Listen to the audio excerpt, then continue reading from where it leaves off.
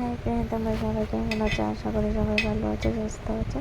আজকে আমরা খাবো জাম ভর্তা। তার জন্য প্রথমে গ্যাসে মরিচগুলোকে ভেজে নিচ্ছি। ভর্তার জন্য যা যা লাগবে সব কিছু উপকরণ নিয়ে নিয়েছি এখানে, দেখো।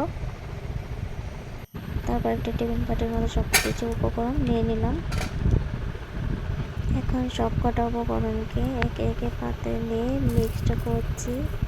এখানে যা যা আছে, চিনি, নুন, জাম, লঙ্কা, লেবু পাতা, সব কিছু এখানে মিক্সড করব।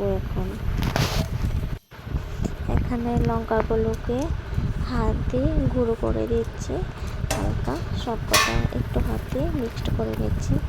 এখন টেবিল বাড়ি ঢাকনা দিয়ে ভালো করে ঝাঁকুনি দিয়ে নেব। এখন ফাইনালি ঢাকনা খুলে দেখি কি অবস্থায় আছে। ফাইনালি আমাদের জাম ভর্তা রেডি। কে কে জাম ভর্তা খাবে কমেন্ট করো, বলো, সবাইকে পাঠিয়ে দেবো বাড়িতে।